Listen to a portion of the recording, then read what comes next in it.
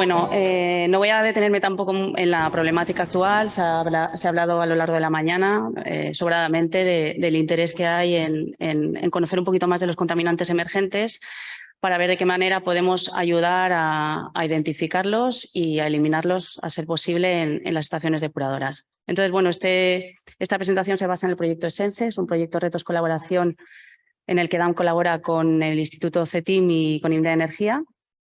Y bueno, se basa fundamentalmente en la fabricación, la síntesis y el desarrollo de materiales porosos, que explicaré posteriormente, los MIP y MOF, con el objetivo de que absorban estos contaminantes emergentes, pero de una manera eficiente en relación calidad-precio. Y por otro lado, una parte muy innovadora del proyecto es el intento de desarrollar sistemas de detección in situ que eviten, como sabemos, todas las etapas previas que haya un muestreo de contaminantes emergentes, muestras complejas y que necesitan de etapas previas de concentración y que son análisis externos que normalmente son muy complejos y costosos de realizar. Bueno, los MIP, los polímeros de impresión molecular, en definitiva, lo que son unos materiales porosos que son capaces de captar e identificar contaminantes específicos. Las ventajas que tienen es que son muy específicos para unos analitos concretos y lo que podemos ver en la imagen es cómo se sintetizan, ¿no? En principio es la unión de una plantilla y un monómero que son similares al contaminante emergente que queremos captar. Entonces luego se realiza un lavado de ese complejo, de la plantilla, y entonces tenemos esa cavidad perfectamente similar o análoga al compuesto que queremos eliminar, al contaminante emergente. Entonces, bueno, ¿qué beneficios tenemos? Pues si los comparamos por ejemplo, con sistemas naturales análogos como pueden ser anticuerpos o enzimas, pues evidentemente son artificiales y mucho más baratos de fabricar, pero no solo eso. No tenemos problemas de pH, temperatura, disolventes que haya que utilizar, etcétera. Entonces, bueno, es un beneficio adicional que podría hacer que fueran materiales a usar en el futuro. Son fácilmente escalables, también su producción es sencilla y bueno, aquí tenemos algunas imágenes que podemos ver en su estado polvo y luego imágenes en microscopio ya porque suelen ser esféricos y se suelen aglomerar agrupados, ¿no? Para que viéramos una imagen de cómo son. Los MOF, en este caso, son materiales de coordinación porosos, Metal Organic Frameworks, y bueno, lo que se diferencian un poco de los anteriores es que en este caso se une un polímero metálico inorgánico con un polímero orgánico y tienen una ventaja con respecto a sistemas clásicos como son zeolitas, sílices y otros materiales carbonosos, porque estos son rígidos y digamos no funcionalizables, y en este caso sí, son totalmente adaptables y se pueden funcionalizar y tener propiedades catalíticas para la eliminación de contaminantes emergentes. Hasta el momento no se han utilizado con aguas residuales reales de depuración y es un reto importante porque tengamos en cuenta que debemos trabajar con muestras acuosas en continuo, con muestras complejas como son las aguas residuales, con su extraccionalidad, etcétera. Entonces, bueno, era un gran reto en el proyecto trabajar con ellos. Entonces, bueno, simplemente una configuración así general de una vista del proyecto. Bueno, lo que se va a hacer es trabajar con los sensores fotónicos con MIPS. Los MIPS los vamos a utilizar para los sensores fotónicos y, por otro lado, después del tratamiento de la depuradora, haremos un tratamiento específico para contaminantes emergentes con la integración de los dos materiales porosos, de los MOF y los MIP, para ver cómo podemos intentar absorber los contaminantes y eliminarlos del agua de salida.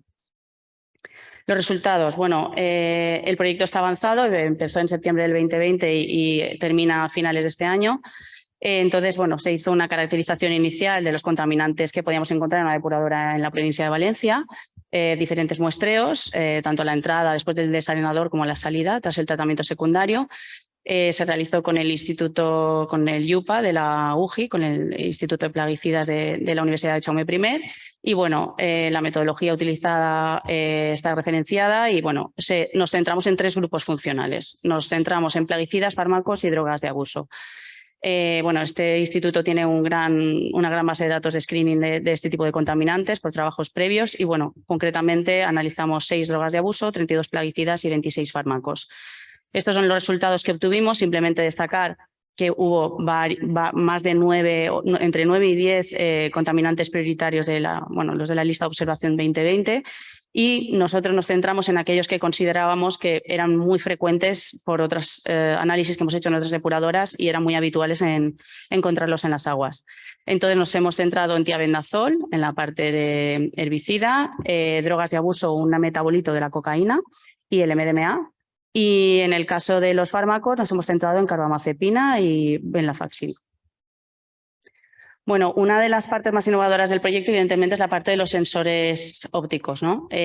¿Por qué? Porque es muy difícil que la captura de un analito, ese evento, lo podamos detectar ópticamente de forma sencilla, ¿no? Es algo complejo. Entonces, bueno, se van a testear dos tipos de dispositivos. Y en definitiva lo que buscamos es, con la captura de ese analito, que haya una diferencia en la reflectancia de la onda, ¿no? Y al final lo que vamos a testear son dos sistemas, cristales fotónicos y plasmones de resonancia superficial. Los cristales fotónicos, en definitiva, podéis ver en la imagen cómo tras la captura del analito lo que vemos es una modificación de la banda de longitud de onda reflejada, y en el caso de los plasmones de resonancia superficial lo que se hace es poner el MIP, en este caso pegado al film metálico, y cuando pasa la luz polarizada por un prisma, digamos que se produce un desplazamiento angular en la luz reflejada, y eso también se puede detectar ópticamente. Son dispositivos complejos que se están testeando de momento en laboratorio, todavía no los tenemos en el dispositivo, o sea, digamos en el prototipo que tenemos en la depuradora, pero bueno, están avanzando bastante con ello, ¿no? Con un poco con la especificidad que tienen que tener. En cuanto a la eliminación de contaminantes emergentes con polímeros de impresión molecular, bueno, es un sistema que en definitiva lo que hace es hacer una extracción en fase sólida de estos contaminantes, y bueno, es bastante larga de explicar, pero bueno, se basa en esa complejación que hablábamos antes de plantilla monómero y luego en la polimerización utilizando entrecruzadores e iniciadores. Posteriormente lo que se hace es lavar esa plantilla para que pueda producirse el proceso de absorción del contaminante y desorción del contaminante, que es lo que llaman reenlace y lixiviado. Entonces, bueno, los resultados que tenemos es que con estos polímeros hemos conseguido retener el tiabendazol de un 75 a un 97%, la carbamazepina en un 78 a un 83% y la venlafaxina en menor grado. En la venlafaxina es cierto que es un compuesto con una morfología diferente, con un tamaño diferente, y bueno, se está intentando optimizar las formulaciones, buscando pues, variar los iniciadores, los entrecruzadores, etcétera, para conseguir un rendimiento más elevado. Porque lo que buscamos es que esa capacidad de absorción esté en más de un 80% para cada uno de los materiales utilizados.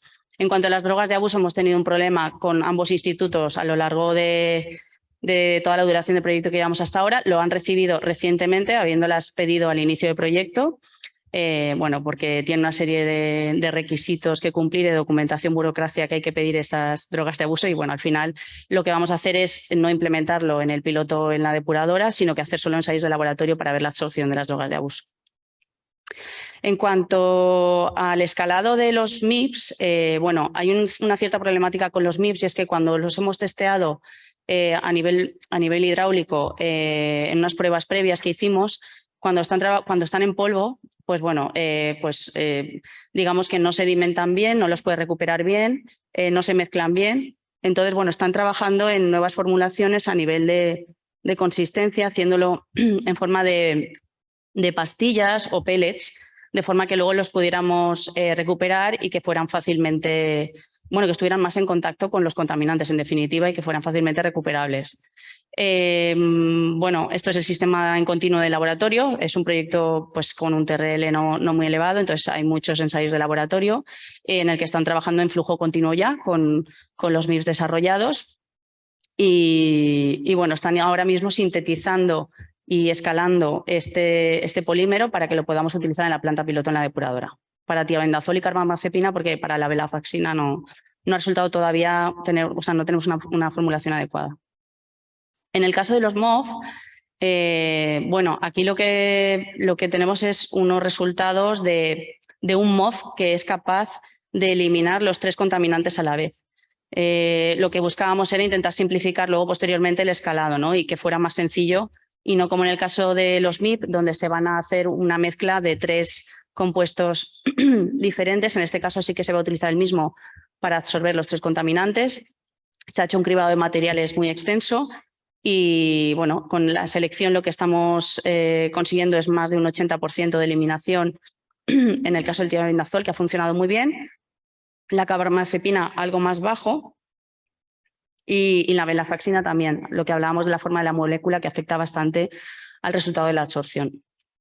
En primer lugar, se trabajó con una concentración mucho más elevada de contaminantes, se dopó con 7.000 nanogramos litro de cada contaminante para que fuera más fácil de detectar luego en laboratorio con los equipos que se manejan. Pero luego bajaron la concentración ya a trabajar lo más similar posible a lo que tenemos en la depuradora. Pero solo se dopaba 50 microgramos litro, o sea, nanogramos litro, perdón. Y luego se medía en HPLC-PDA. En el caso de las drogas de uso ha pasado lo mismo con los 2 institutos. Algunos de los resultados que os puedo mostrar aquí es ver un poco cuándo se satura el material, ¿no?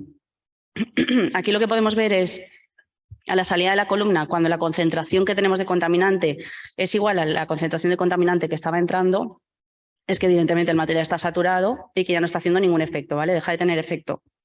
Entonces vemos que a las 6 horas, jolín, que a las 6 horas ya deja de tener efecto. Esto nos ha servido para luego hacer el protocolo de validación de los resultados en el piloto.